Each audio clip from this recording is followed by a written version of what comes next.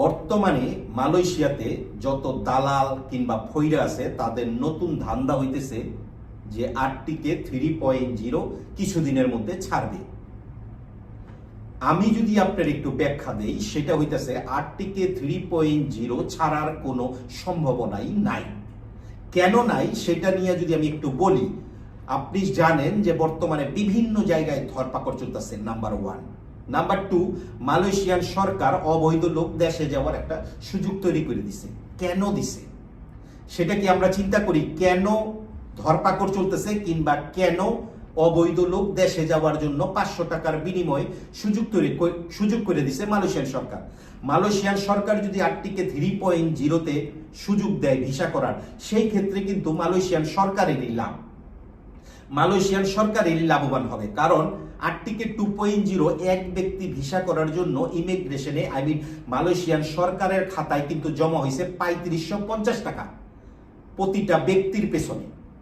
আপনি ভিসা করতে হইলেই আপনার মালিক আপনার জন্য 3550 টাকা ইমিগ্রেশনে জমা করছে, কিন্তু আপনার থেকে 5000, 10,000, 15,000 নিচে সেইটা বিষয় না। মালয়েশিয়ান সরকারের কাছে জমা হয়েছে 3550 টাকা। এখন কথা হইতেছে সরকার কেন সাধারণ ক্ষমা দিল এবং কেন ধরপাকড় চলতেছে? আপনারা অনেকেই জানেন বিভিন্নভাবে মালয়েশিয়ায় বেশিরভাগই বাংলাদেশি যারা বিয়া করছে কিংবা অন্য কারো কোম্পানি ব্যবহার করছে, এই ধরনের লোকগুলি বিভিন্নভাবে 2 নাম্বার ডকুমেন্ট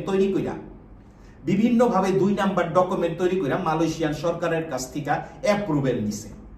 অ্যাপ্রুভেল নিয়া বিভিন্ন হাজার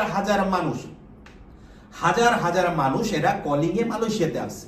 এখন মালয়েশিয়ায় আসার পরে এদের কোনো কাজ নাই। এই বিষয়টা কিন্তু মালয়েশিয়ার সরকারও জানে। মালয়েশিয়ান সরকারও জানে যে লক্ষ লক্ষ লোক কলিং এ আসার পরে কাজ নাই। এখন সরকার কি করছে? সরকার করছে যে সাধারণ ক্ষমা দিয়ে দিছে। সাধারণ ক্ষমা দিলে যারা অবৈধ লোক তারা একদিক দিয়ে দেশে চলে যাবে, এবং আরেক দিক দিয়ে ধরপাকড় চলতেছে। এই ধরপাকড় এবং অবৈধ লোক দেশে গেলে এই জায়গায়, এই খালি জায়গাটায় একটা কর্মসংস্থানের তৈরি হইব, এবং এই কর্মসংস্থানেই কিন্তু কলিং এর লোকগুলি কাজে ঢুকতে পারবে। এটা হইতেছে মূল উদ্দেশ্য। কেন সরকার বিভিন্নভাবে ধরপাকড় করতেছে?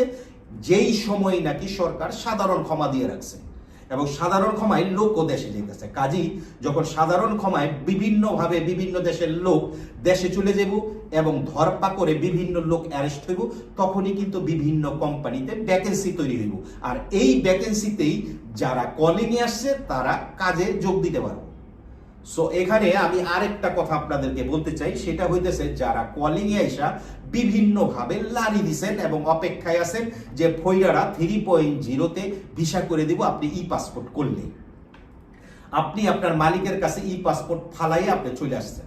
যারা ই পাসপোর্ট ফালাই চলে আসছেন তাদের মালিক ডেফিনেটলি আপনার বিরুদ্ধে লারিবাজিকার মামলা দিয়ে দিছে। যাদের লারিবাজিকার মামলা আছে তাদের মালয়েশিয়ার লাইফটাই বরবাদ। কেন বরবাদ আমি বলি, যদি আরটিকে 3.0 কোনো প্রকারে মালয়েশিয়ার সরকার ছাড়েও, যদি ভুল ভবিষ্যতে 3.0 ছাড়েও, যারা লারিবাজিকার মামলা আছে তারা এই ভিসায় অংশগ্রহণ করতে পারবেন না, নাম্বার 1। নাম্বার 2, আপনার কাছে বর্তমানে পাসপোর্ট নাই, আপনি মালয়েশিয়ায় যে কোনো জায়গায় যদি ধরা পড়েন, আপনার মালিক যে আপনার নামে লারিবাজিকান দিয়ে রাখছে, সেই ক্ষেত্রে আপনার কম হইলেও 2 মাস জেল খাটতে হইব, যতক্ষণ না পর্যন্ত আপনার কোনো আত্মীয় স্বজন কিংবা আপনার কোনো বন্ধু বান্ধব আপনার জন্য জেলখানায় সাজা শেষ হয়ে যাওয়ার পরে টিকিট না দিয়ে আসবো, ততক্ষণ আপনার জেলখানায় পস্ত হইব। তাইলে ভাবেন, আমরা দিনের পর দিন, স্পেশালি আমি দিনের পর দিন কাজ করছি, ভিডিও বানাইছি যে যারা কলিং আসছেন পালাইবেন না। হ্যাঁ, আপনার বস আপনার 5 মাস 10 মাস কাজ দেয় না, সেই ক্ষেত্রে আপনি অভিযোগ দেন। আপনার অভিযোগ দেওয়ার জায়গা আছে, ধৈর্য ধরেন, আপনার অভিযোগ দেন, দূতাবাসে অভিযোগ দেন, দূতাবাসে যাবেন, অভিযোগ দিবেন, লিখিত অভিযোগ, দূতাবাসের কাছে একটা কপি দিয়ে আসবেন, আপনি একটা কপি নিয়ে আসবেন। যেভাবে মালয়েশিয়াতে আপনি জেটিকেতেও কমপ্লেইন করতে পারেন। জেটিকেতে যখন আপনি কমপ্লেইন করবেন, জেটিকেট কিন্তু আপনার একটা কপি দেয়। তারপরে যদি কোনো প্রকারে আপনার বস আপনার ভয় ভীতি দেখায়, আপনি যদি পালান, যখন আপনার ইমিগ্রেশন ধরবে, আপনি এই ডকুমেন্টটা শো করতে পারবেন যে আমি দূতাবাসে গেছি, অভিযোগ দিছি, আমি মালয়েশিয়ার জেটিকেতে গেছি, অভিযোগ দিছি, আমি কোনো সুফল পাই নাই, তাই সেই জন্য আমি পালাইছি। অন্তত ইমিগ্রেশনে আপনি এই কথাটা বলতে পারবেন। কারণ ইমিগ্রেশনে যখন আপনি ধরা পড়বেন, আপনাকে কিন্তু ম্যাজিস্ট্রেট জিজ্ঞেস করবে যে আপনি কেন পালাইছেন কিংবা কত তারিখে পালাইছেন, কত তারিখ থেকে অবৈধ আপনি। সো যারা কলিং এ আইসা পালাইছেন কিংবা অপেক্ষায় আছেন ই পাসপোর্ট তৈরি করব, ই পাসপোর্ট তৈরি করার পরে হুরুস্তুল লাগাই দিয়েছেন যে ই পাসপোর্ট তৈরি করতে হইব, ই পাসপোর্ট তৈরি করলেই আমি আরটিকে 3.0 যে ফইরারা বলতাছে যে দালালরা নতুন ধান্দা শুরু করছে ওদের ধারা আমি ভিসা করতে পারবো, বাস্তবে আপনি কিছুই করতে পারবেন না। আরটিকে 3.0 ভিসা ছাড়ার কোনো সম্ভাবনা আমি লিটু দেখি না। যদি দেখতাম তাইলে আরটিকে 2.0 যে সরকার আপডেট দিছে, মালয়েশিয়ান গভর্নমেন্ট যে আরটিকে 2.0 আপডেট দিছে, সেটা হইতাছে জুন মাসের 30 তারিখের মধ্যে যারা নেভির টাকা পে না করব তাদের ভিসা হবে না। তাদেরকেও মালিকের, ধরেন আমার নামে 10 জন লোক ভিসা করছেন, এখন যদি আমি আপনার ভিসা বের না করতে পারি তাইলে সেই জায়গায় আমার দায়িত্ব আপনাদের দেশে পাঠানো। সেই ক্ষেত্রে যদি আমি আপনার দেশে না পাঠাইতে পারি, আপনি যদি অন্য জায়গায় পালাই যান, আমারও গিয়া ইমিগ্রেশনে কমপ্লেন দিয়ে আসতে হইব, পুলিশ রিপোর্ট করতে হইব আমার 5 জন লোক পালাইছে। এছাড়া আমার কোম্পানিও ব্ল্যাক লিস্টে চলে আসবে। কাজেই আশা করি সবাই বুঝাইতে পারছি, কারো কথায় কান দেওয়ার আগে সঠিক কাজটা করেন।